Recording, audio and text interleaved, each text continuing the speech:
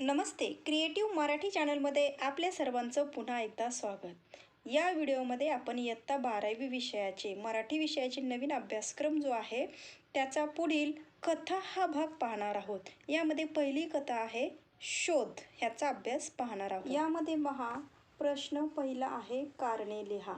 पहिला प्रश्न आहे अनुनं घर सोडलं कारण. उत्तर आहे 5 वर्षे तिला स्वतःची म्हणून जगायची होती. दुसरं आहे जगाकडे पाहताना मला माझा चष्मा हवा असं अनु म्हणाली कारण. उत्तर आहे प्रत्येक वस्तूचे, घटनेचे, व्यक्तीचे मूल्यमापन करण्यासाठी तिला तिची स्वतंत्र नजर तयार करायची होती. तिसरं आहे अनुने डॉक्टर व्हावे असे बाबांना वाटत होते कारण. उत्तर आहे तिची कॅलिबर डॉक्टर होण्याची होती म्हणून त्यांना तसे वाटत होते. पुढील प्रश्न आहे खालील नातेसंबंध लिहा. त्यामध्ये पहिला आहे अनु आणि बाबा. हे आहेत अनु आणि बाबा, मुलगी व वडील. दुसरं आहे भिडे दाम्पत्य आणि टॅक्सी ड्रायव्हर, प्रवासी आणि टॅक्सीवाला. तिसरं आहे अनु आणि सुनीता, नर्स व रुग्ण. असं हे यांचं नातेसंबंध आहेत. पुढील प्रश्न आहे दुसरा कृती करा. त्यामध्ये पहिली कृती आहे अनुच्या मते डॉक्टर होण्यासाठी आवश्यक गोष्टी. त्यामध्ये आपल्याला 3 कृती आहेत. तिला लाभली होती तेवढी बुद्धी, 2 शिक्षण परवडण्या इतका पैसा आणि तिसरा होता तो तुफान अभ्यास करण्याची तयारी. पुढील दुसरा प्रश्न आहे बाबांच्या व्यक्तिमत्वाची वैशिष्ट्ये. त्यामध्ये पहिला आहे स्त्री पुरुष समानता पाळणारे. दुसरा आहे व्यक्तीच्या स्वातंत्र्याची जपणूक करणारे आणि तिसरा आहे प्रत्येक वस्तूचे, व्यक्तीचे, घटनेचे मूल्यमापन करण्यासाठी व्यक्तीकडे स्वतंत्र नजर हवी असे मानणारे. पुढील प्रश्न आहे तिसरा डॉक्टरचा पेशा आणि नर्सचा पेशा. यामध्ये पहिला आहे डॉक्टर तुलनेने कमी महत्त्वाचा, नर्स तुलनेने अधिक महत्त्वाची. दुसरा आहे डॉक्टर होणे तुलनेने सोपे आणि नर्स होणे तुलनेने कठीण. तिसरा आहे डॉक्टर पेशात ज्ञानाचा भाग मोठा असतो, नर्सच्या पेशात मनाचा भाग मोठा असतो. प्रश्न आहे चौथा थोडक्यात उत्तरे लिहा. त्यातील अ आकडा आहे घर सोडण्याचा अनुचा विचार तुमच्या शब्दात स्पष्ट करा.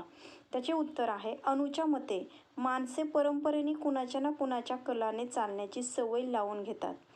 जन्मल्यापासून आई वडिलांच्या प्रभावाखाली वाढतात. प्रत्येकाला स्वतंत्र मेंदू मिळालेला असतो पण माणसाने दुसऱ्याच्या मताने वागतात. त्यामुळे माणसे स्वतःचे स्वतंत्र अस्तित्व, जगाकडे पाहण्याची स्वतंत्र नजर गमावून बसतात. अनुला हे अजिबात मान्य नव्हते. तिच्या मते प्रत्येकाला स्वतःच्या स्वतंत्र नजरेने बघता आले पाहिजे. स्वतःच्या स्वतंत्र नजरेने जगाचे मूल्यमापन करता आले पाहिजे. त्यासाठी तिला स्वतःची नजर घडवायची होती. हे सगळे कमवण्यासाठी तिला 5 वर्षे स्वतंत्रपणे राहण्याचा प्रयोग करायचा होता. त्या अनुभवातून ती नवे काहीतरी घडवू पाहत होती. घर सोडण्यामागे तिच्या मनात हा सगळा विचार होता. पुढील प्रश्न आहे अनुला समाज कसा समजून घ्यायचा आहे थोडक्यात स्पष्ट करा. उत्तर आहे अनुला स्वतःला प्रत्यक्ष अनुभव घ्यायचे होते. तिला समाज समजून घ्यायचा होता. त्यासाठी ती स्वतः समाजाच्या व्यवहारात उतरू पाहत होती. हे तिला स्वतःच्या स्वतंत्र बुद्धीने करण्याची संधी हवी होती. आपल्या बुद्धीवर तिला कोणाचाही प्रभाव नको होता, कोणाच्याही विचारांचे प्रतिबिंब नको होते. तिला समाजाचे खरे खरे रूप जाणून घ्यायचे होते. नोकरी करणे हा समाजात मिसळण्याचा एक मार्ग तिला दिसत होता. नोकरीचा निर्णय घेतल्यावर तिने विचारपूर्वक नर्सचा पेशा स्वीकारला. इस्पितळ व रुग्ण यांच्या जगात सुख आणि दुःखाच्या खऱ्या स्वरूपात भेटतात. जीवनाचे खरेखुरे दर्शन तिथे घडते. माणूस कळतो असे तिचे मत होते. नर्स रुग्णांच्या भावजीवनापर्यंत पोहोचतात. ती त्यांचा ताप व मनस्ताप या दोहींचे निवारण करते. म्हणूनच तिच्या मते समाज समजून घेण्यासाठी नर्सची नोकरी करणे हा योग्य मार्ग होता. प्रश्न ई आहे कुतूहल, जिज्ञासा निर्माण करणाऱ्या कथेतील एका प्रसंगाचे वर्णन करा. उत्तर आहे या कथेतील सर्वच प्रसंग मोठ्या कुशलतेने रचलेले आहेत. प्रत्येक प्रसंग उत्सुकता ताणत वाचकाला पुढे घेऊन जातो. त्यातल्या पहिल्या प्रसंगात तर उत्कंठा शिगोशिग भरलेली आहे. पहिलेच वाक्य मुळी वाचकांची पकड घेते. कथानिवेदक स्वतःच्या व पत्नीच्या वतीने अजूनही शरणागती पत्करून माफी मागावी तशी माफी मागतो. त्याच्या मनाची अत्यंत अगतिक अवस्था त्यातून दिसून येते. येथे वाचकाच्या मनात नाना प्रकारचे प्रश्न उभे राहतात. काय केले असेल या दोघांनी? इतके मिन्नतवारी करून माफी मागावी असे काय घडले असेल? या तिघांचे एकमेकांशी नाते तरी कोणते असावे? सुरुवातीला अनु त्या दोघांची मुलगी तर नाही ना अशी शंका वाचकाला वाटू लागते. तिचे जेवण आटपले होते, पण ती पानावर दिनमूड स्तंभित अवस्थेत बसली होती. एवढी कोणती मोठी आपत्ती कोसळली असेल? तिचे उद्गार त्या दोघांनाही जिव्हारी लागतात. पुढे थोडे वाचल्यावर अनु त्यांची मुलगी नाहीच हे लक्षात येते. साधारणपणे त्रयस्थांची आपण टोकाचे वागत नाही अशा प्रकारे वाचकांची उत्कंठा सतत टिकवून ठेवण्याचे फार मोठे कौशल्य दिसून येते. पुढील प्रश्न आहे ई.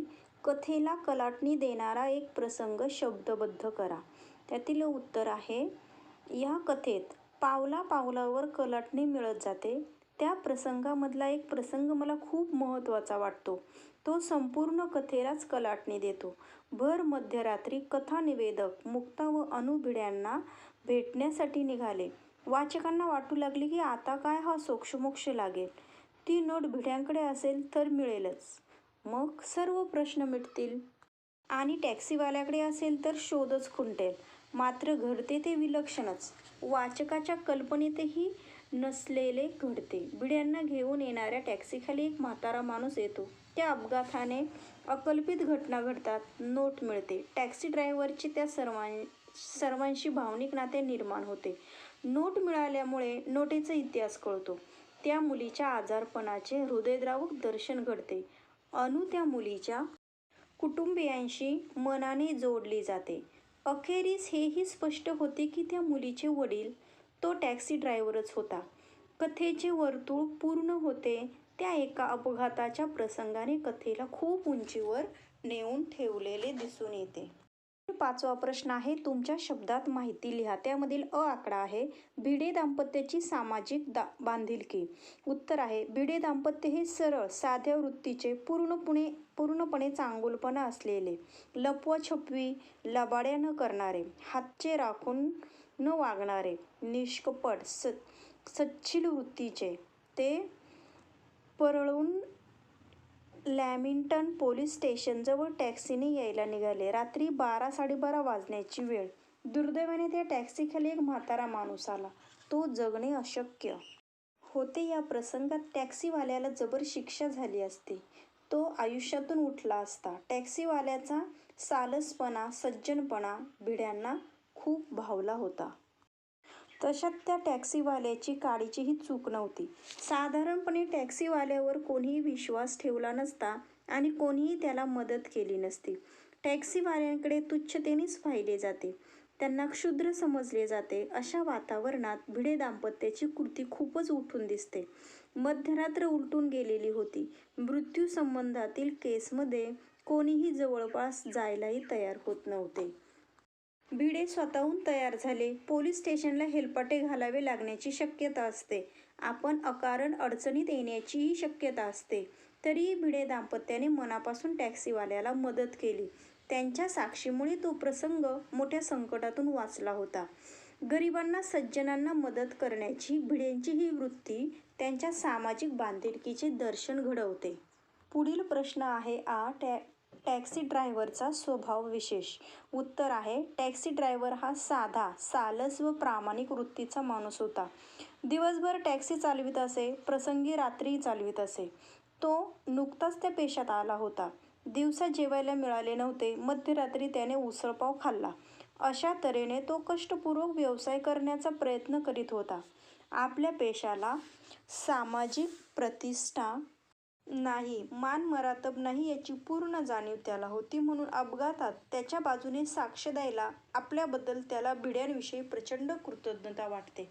जर भिडे साक्ष द्यायला गेले नसते तर तो आयुष्यातून उठला असता.